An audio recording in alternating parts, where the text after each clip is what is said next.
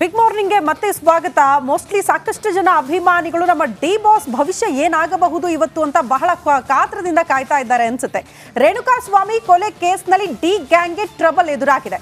ಇವತ್ತು ದರ್ಶನ್ ಟೀಮ್ ನ್ಯಾಯಾಂಗ ಬಂಧನದ ಅವಧಿ ಅಂತ್ಯವಾಗ್ತಾ ಇರೋದ್ರಿಂದ ಮತ್ತೆ ಅವ್ರನ್ನ ವಿಡಿಯೋ ಕಾನ್ಫರೆನ್ಸ್ ಮೂಲಕ ನ್ಯಾಯಾಧೀಶರ ಮುಂದೆ ಹಾಜರುಪಡಿಸಲಾಗುತ್ತೆ. ದರ್ಶನ್ ಮತ್ತು ಪಟಾಲಂ ಹಾಜರುಪಡಿಸೋದಕ್ಕೆ ಸಿದ್ಧತೆಗಳಾಗ್ತಾ ಇದೆ. 24ನೇ ACMM ಕೋರ್ಟ್ ಮುಂದೆ ಆರೋಪಿಗಳು ಇವತ್ತು ಹಾಜರಾಗ್ತಾರೆ. ಚಾರ್ಜ್ ಶೀಟ್ ಸಲ್ಲಿಕೆ ಆಗುವ ತನಕ ದಾಸನಿಗೆ ಜೈಲು ವಾಸವೇ ಫಿಕ್ಸ್. ಎನಿವೇ ಇವತ್ತು 14 ದಿವಸ ಮುಗೀತು. ಮತ್ತೊಂದು ನ್ಯಾಯಾಂಗ ಬಂಧನ ಈಗ ಕೋರ್ಟ್ ಮುಂದೆ ಹಾಜರುಪಡಿಸಬೇಕು. ಇವತ್ತು ಮತ್ತೆ ಅವರು ಕೋರ್ಟ್ ಅವರಿಗೆ ಅವಕಾಶ ಕೊಡುತ್ತಾ ಬಿಡುಗಡೆ, ಈಗ ಎರಡು ಆಪ್ಷನ್ ಇರೋದು. 14 ದಿನ ಆದ ನಂತರ ವಾಪಸ್ ಅವರನ್ನು ಹಾಜರುಪಡಿಸಬೇಕು. ನೋಡಿ, ಕೋರ್ಟ್ ಸಿಸ್ಟಮ್ ಭಾಳ ಚೆನ್ನಾಗಿದೆ. ಅದು ಕೋರ್ಟ್ ಹೇಳುತ್ತೆ ದರ್ಶನ್ ಪರ ವಕೀಲರು ಬಿಟ್ಬಿಡಿ, ಮತ್ತೊಂದು ಏನು ಹೇಳುತ್ತೆ, ಅಥವಾ ಏನಾದರೂ ಫೆಸಿಲಿಟೀಸ್ ಕೊಡಿ ಹಂಗೆ ಹೇಳುತ್ತೆ. ಇವರು ಇಲ್ಲೆಲ್ಲ ಬಿಡೋಂಗಿಲ್ಲ ಅಂತೇಳಿ. ಆಗ ಯಾವ ಮಾನದಂಡವನ್ನು ಇಟ್ಕೊಂಡು ಕೇಳ್ತಾರೆ ಅಂತ. ಓಕೆ, ಅದರ ಬಗ್ಗೆ ಒಂದು ಪ್ಯಾಕೇಜ್ ಇರಬೇಕಲ್ಲ. ಹೌದು, ಎಸ್, ನೋಡೋಣ ಬನ್ನಿ.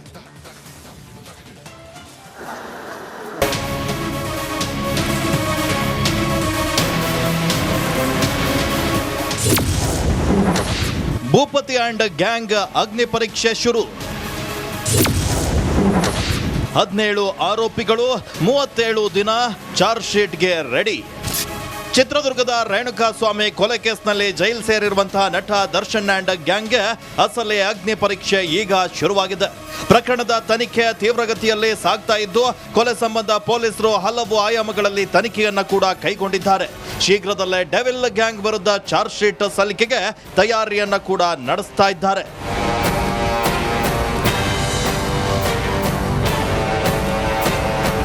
ಪ್ರಕರಣದ ತನಿಖೆಯನ್ನ ಕಾಮಾಕ್ಷಿಪಾಳ್ಯ ಪೊಲೀಸರು ಮತ್ತಷ್ಟು ತೀವ್ರಗೊಳಿಸಿದ್ದು, ಆದಷ್ಟು ಬೇಗ ತನಿಖೆಯನ್ನ ಪೂರ್ಣಗೊಳಿಸುವ ಉಮೇದಿನಲ್ಲಿದ್ದಾರೆ. ರೇಣುಕಾಸ್ವಾಮಿ ಕೊಲೆಯಾಗಿ 37 ದಿನ ಕಳೆದಿದೆ. ಪೊಲೀಸರು ದರ್ಶನ್ ಸ್ನೇಹಿತೆ ಪವಿತ್ರ ಗೌಡ ಸೇರಿ 17 ಆರೋಪಿಗಳನ್ನ ಬಂಧಿಸಿ ವಿಚಾರಣೆ ನಡೆಸಿ ಜೈಲಿಗೆ ಕಳಿಸಿದ್ದಾಯಿತು.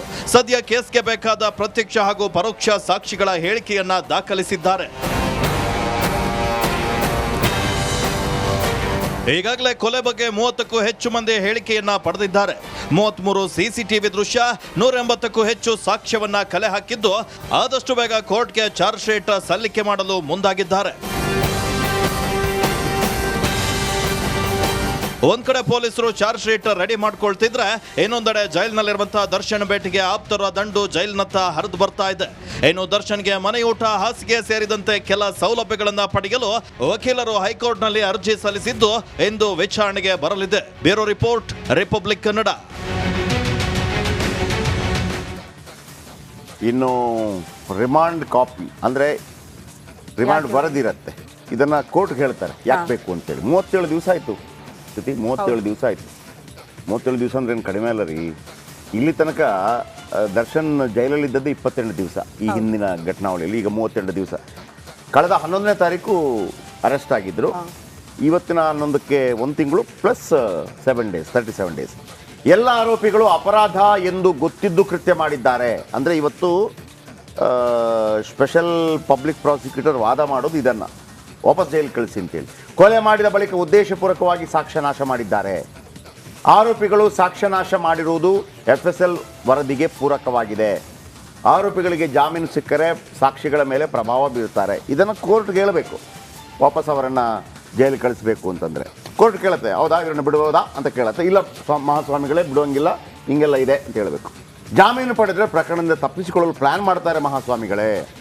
A2 ಆರೋಪಿ ಅಭಿಮಾನಿ ಬಳಗ ಭಾಳ ದೊಡ್ಡದಿದೆ. ಅದರ ಮುಖಾಂತರ ಸಾಕ್ಷಿ ಮೇಲೆ ಪ್ರಭಾವ ಬೀರ್ಬೋದು. ಅಂದ್ರೇನು, ಅವ್ರ ಮನೆಗೆ ಹೋಗ್ಬೋದು, ಏನೆಲ್ಲ ಆಯಿತು ಬಿಟ್ಟಾಕಿ ನಾನು ಹಿಂಗೆ ಅಂತೇಳಿ ಎಲ್ಲ ಸರಿ ಮಾಡೋಣ, ನಿಮ್ಗೆ ಸ್ವಲ್ಪ ದುಡ್ಡು ಕೊಡೋಣ, ಅವನಿಗೊಂದು ಮಾಡೋಣ, ಇದು ಮಾಡೋಣ ಅಂತ ಹೇಳುವಾಗ ಅವರು ಅಯ್ಯೋ ಪಾಪ ಇಷ್ಟೆಲ್ಲ ದೊಡ್ಡ ವ್ಯಕ್ತಿ ಬಂದಿದ್ದಾರೆ, ನನ್ನ ಮನೆ ಬಾಗಿಲಿಗೆ ಬಂದಿದ್ದಾರೆ, ಅದಕ್ಕೆಲ್ಲ ಅವಕಾಶ ಇಲ್ಲ ಕೋರ್ಟ್ಸಲ್ಲಿ, ಕಾನೂನಲ್ಲಿ.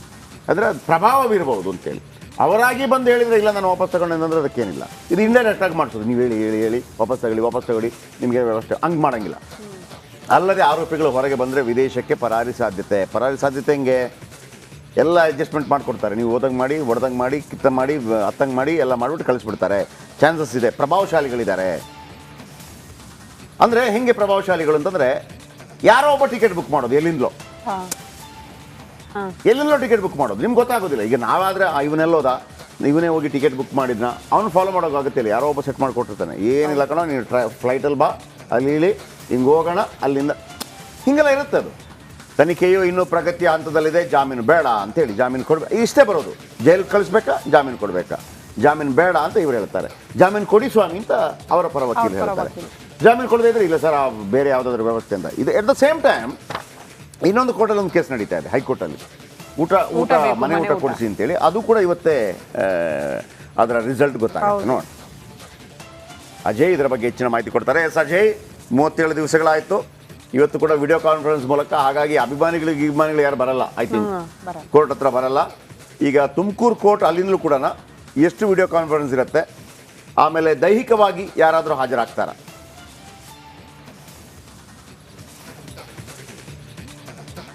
ಖಂಡಿತವಾಗ್ಲೂ ಜಯಪ್ರಕಾಶ್ ಶೆಟ್ಟಿ ಅಂದರೆ ಇಲ್ಲಿ ದೈಹಿಕವಾಗಂದರೆ ಇಲ್ಲಿ ಕೋರ್ಟ್ನಲ್ಲಿ ನ್ಯಾಯಾಧೀಶರು ಇರ್ತಾರೆ, ಬಿಟ್ಟರೆ ಇನ್ನು SPP ಇರ್ತಾರೆ, ಇನ್ಯಾರು ಕೂಡ ಇಲ್ಲಿ ದೈಹಿಕವಾಗಿ ಯಾರು ಕೂಡ ಹಾಜರಿರಲ್ಲ. ಕೋರ್ಟ್ ಮುಖಾಂತರ ಅಂದರೆ ಏನು ಜೈಲಿನಲ್ಲಿ ಅಲ್ಲಿ ಕಾನ್ಫರೆನ್ಸು ಯಾವ ರೀತಿ ಇರಬೇಕೋ ಅದಕ್ಕೆ ಅಂತ ಒಂದು ಸಪ್ರೇಟ್ ರೂಮ್ ಕೂಡ ಇರುತ್ತೆ. ಅದಕ್ಕೆ ಎಲ್ಲ ರೀತಿಯಾದಂತಹ ಅಲ್ಲಿನ ಜೈಲಿನ ಅಧಿಕಾರಿಗಳು ಮತ್ತು ಅಲ್ಲಿನ ಸಿಬ್ಬಂದಿಗಳು ಈಗಾಗಲೇ ಸಿದ್ಧತೆಗಳನ್ನು ಕೂಡ ಮಾಡ್ಕೊಂಡಿರುವಂಥದ್ದು. ಅಂದರೆ ಈಗಾಗಲೇ 14 ದಿನ ನ್ಯಾಯಾಂಗ ಬಂಧನ 2 ಬಾರಿ ಕಂಪ್ಲೀಟ್ ಆಗಿರುವಂಥದ್ದು. ಈಗ ಮತ್ತೊಮ್ಮೆ ಆ ಒಂದು ನ್ಯಾಯಾಂಗ ಬಂಧನದ ಅವಧಿಯನ್ನ ನ್ಯಾಯಾಧೀಶರು ಮತ್ತೆ ವಿಸ್ತರಣೆ ಮಾಡ್ತಾರೆ ಹೊರತು ಇನ್ಯಾವುದೇ ರೀತಿಯಾಗಿ ಬಿಡುಗಡೆ ಆಗಿರ್ಬೋದು, ಬೇಲ್ ಆಗಿರ್ಬೋದು, ಈ ರೀತಿಯಾಗಿ ಯಾವುದು ಕೂಡ ಆಗೋದಿಲ್ಲ. ಮತ್ತೆ ಮುಂದಿನ 14 ದಿನಗಳ ನ್ಯಾಯಾಂಗ ಬಂಧನವನ್ನ ವಿಸ್ತರಣೆಯನ್ನ ಮಾಡ್ತಾರೆ. ಯಾಕಂದ್ರೆ ಇಲ್ಲಿ ಸಾಕಷ್ಟು ಒಂದು ಕೇಸಲ್ಲಿ ಎವಿಡೆನ್ಸ್ಗಳನ್ನ ಫುಲ್ ಸ್ಟ್ರಾಂಗ್ ಆಗಿ ಪೊಲೀಸರು ಕೂಡ ಈಗಾಗಲೇ ಮಾಡಿರುವಂಥದ್ದು. ಈಗಲೂ ಕೂಡ ಕೆಲವೊಂದು ಸಾಕ್ಷಿಗಳನ್ನ ಏನು ಚಾರ್ಜ್ ಶೀಟ್ ನಲ್ಲಿ ಸೇರಿಸೋದಕ್ಕೂ ಕೂಡ ಈಗಾಗಲೇ ಸಾಕಷ್ಟು ತಯಾರಿಗಳನ್ನ ಮಾಡ್ತಾ ಇದ್ದಾರೆ. ಅದಕ್ಕೆ ತಕ್ಕಂತೆ ಎಲ್ಲ ಸಿಬ್ಬಂದಿಗಳು ಅಂದ್ರೆ ಪೊಲೀಸ್ ಸಿಬ್ಬಂದಿಗಳು ಕೂಡ ವರ್ಕ್ ಮಾಡ್ತಾ ಇದ್ದಾರೆ. ಇನ್ನು CCTV ಫುಟೇಜಸ್ ಆಗಿರ್ಬೋದು, ಮತ್ತೆ ಕೆಲವೊಬ್ಬರುಗಳ ಹೇಳಿಕೆಗಳಾಗಿರ್ಬೋದು, ದರ್ಶನ್ ಮನೆಯಲ್ಲಿ ಕೆಲಸಗಾರರ ಹೇಳಿಕೆಗಳಾಗಿರ್ಬೋದು, ಈ ರೀತಿಯಾಗಿ ಎಲ್ಲ ಹೇಳಿಕೆಗಳಾಗಿರ್ಬೋದು ಮತ್ತೆ ಸಾಕ್ಷಿಗಳಾಗಿರ್ಬೋದು. ಬಿಗ್ ಮಾರ್ನಿಂಗ್ಗೆ ಮತ್ತೆ ಸ್ವಾಗತ. ನಟ ದರ್ಶನ್ ಭವಿಷ್ಯ ಏನಾಗುತ್ತೆ ಅನ್ನೋದು ಸದ್ಯ ಇರುವಂತಹ ಕುತೂಹಲ. ರೇಣುಕಾಸ್ವಾಮಿ ಕೊಲೆ ಕೇಸ್ಗೆ ಸಂಬಂಧಪಟ್ಟಂತೆ ನಟ ದರ್ಶನ್ ಅಂಡ್ ಗ್ಯಾಂಗ್ ನ್ಯಾಯಾಂಗ ಬಂಧನ ಇವತ್ತಿಗೆ ಅಂತ್ಯವಾಗ್ತಾ ಇದೆ. ಹಾಗಾಗಿ ಇವತ್ತು ಕೋರ್ಟ್ಗೆ ಹಾಜರಾಗಲಿರುವ ಪೊರ್ಕಿ ಟೀಮ್ಗೆ ಜೈಲು ವಾಸವೇ ಫಿಕ್ಸ್ ಎನ್ನಲಾಗಿದ್ದು, ಪೊಲೀಸರು ಪಕ್ಕಾ ಪ್ಲಾನ್ ಮಾಡ್ಕೊಂಡಿದ್ದಾರೆ ಪರಪ್ಪನ ಅಗ್ರಹಾರದಲ್ಲೇ ಅವ್ರನ್ನ ಮುಂದುವರಿಸಬೇಕು ಅಂತ. ಹಾಗಾಗಿ ಏನೆಲ್ಲ ಬೆಳವಣಿಗೆ ಆಗುತ್ತೆ, ಪೊಲೀಸರು ಯಾವ ರೀತಿ ಸಿದ್ಧತೆ ಮಾಡಿಕೊಂಡಿದ್ದಾರೆ, ಆ ಕುರಿತ ಒಂದು ವರದಿ ಇಲ್ಲಿದೆ ನೋಡಿ.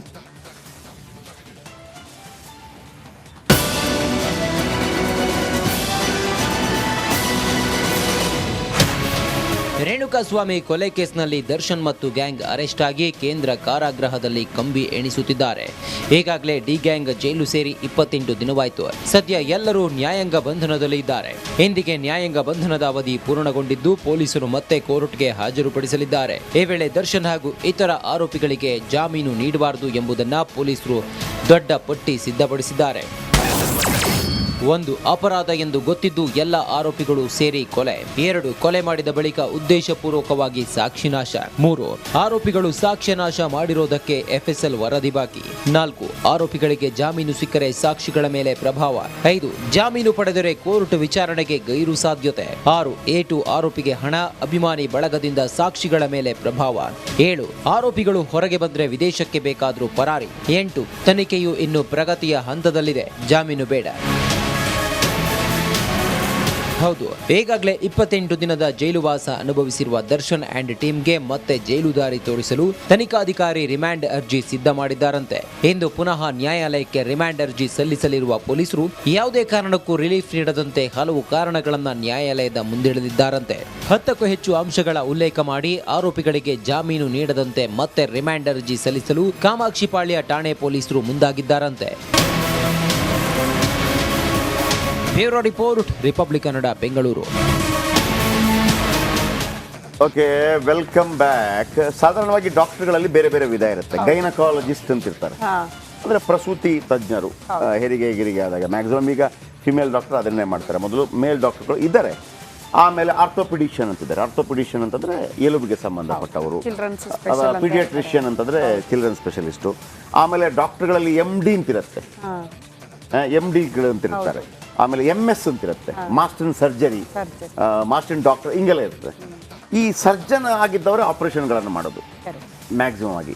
ಯಾಕೆ ಈ ಸ್ಟೋರಿ ಹೇಳ್ತಾ ಇದ್ದೀನಿ ಅಂತಂದರೆ, ಈ ಪೋಸ್ಟ್ ಮಾರ್ಟಮ್ ಆಯ್ತಲ್ಲ ರೇಣುಕಾಸ್ವಾಮಿದು, ಪೋಸ್ಟ್ ಮಾರ್ಟಮ್ ಡಾಕ್ಟರ್ಗಳು ಮಾಡಬೇಕಾಗತ್ತೆ.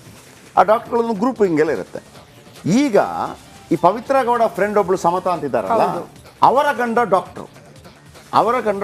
ಆಮೇಲೆ ಅವರು ಈ ಪೋಸ್ಟ್ ಮಾರ್ಟಮ್ ಕೂಡ ಮಾಡ್ತಾರೆ. ಅವರು FSL ಡಿಪಾರ್ಟ್ಮೆಂಟ್